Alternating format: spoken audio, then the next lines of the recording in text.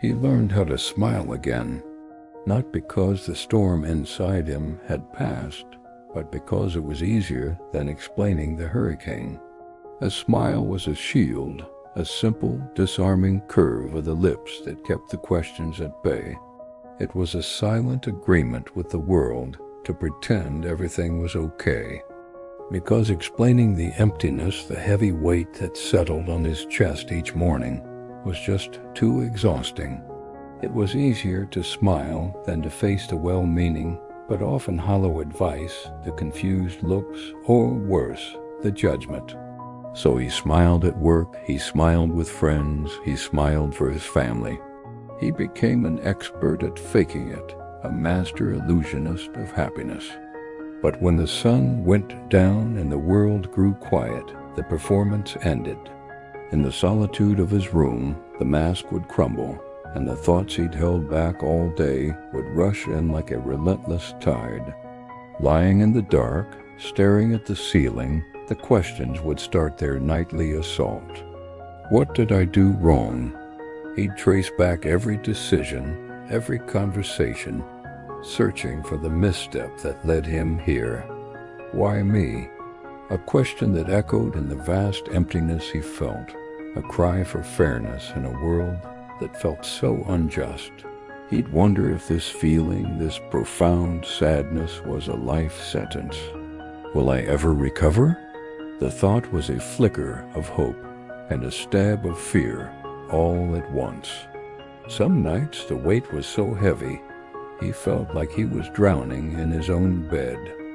This is the insidious nature of silent pain. It's a slow poison that works its way through you, unnoticed by everyone else. When a bone is broken, you get a cast. When you have a fever, you get medicine. But when the hurt is invisible, when the wounds are etched on your soul, people don't know how to help. They can't see the battle being fought behind your eyes. He never spoke of the depression, not in a way that truly captured its depth. He'd say he was just tired or stressed from work. The word itself felt too big, too clinical, too final. He didn't talk about the fear of waking up, the fear of being alone, the fear of never feeling joy again. He was trapped in a paradox, desperately wanting to be saved but terrified of reaching out for the lifeline. So he just survived. Each day was a mountain to be climbed. Waking up was the first victory, getting out of bed the second. Showering, eating, going to work, each one was a monumental effort, a testament to a strength he didn't even know he had. He existed on autopilot, moving through the motions of a life that felt like it belonged to someone else. He was a ghost in his own story, present in body but absent in spirit. He'd find small, fleeting moments of distraction, a good song, a funny movie, a walk in the park, but the underlying hum of sadness was always there, a constant companion. He was fighting a war no one else could see, and the loneliness of that battle was its most formidable weapon. If you're listening to this, and his story feels like your own, I need you to hear me. If you're the one smiling through the day and breaking down at night, please know this. You are not alone in this fight. Your pain is real. It is valid, even if no one else can see it. It doesn't matter if your life looks perfect from the outside. The struggle you feel is not a weakness or a character flaw. It is a heavy burden, and you have been carrying it with incredible strength for far too long. You don't have to suffer in silence anymore.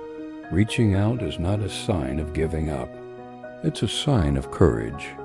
It's taking the first step towards letting someone else help you carry the weight. Talk to someone you trust, a friend, a family member. If that feels too difficult, there are amazing professionals and helplines ready to listen without judgment. Seeking help is the bravest thing you can do. It's an act of love for your future self, the self that deserves to feel peace and happiness again. Recovery isn't a straight line, but it is possible. You deserve to heal. You deserve to live a life where your smile is genuine, not a shield. Your story isn't over. If this resonated with you, share your own story of strength in the comments below. Let's create a community where no one has to fight their battles alone. And don't forget to subscribe for more real stories of healing and resilience. Thank you for listening.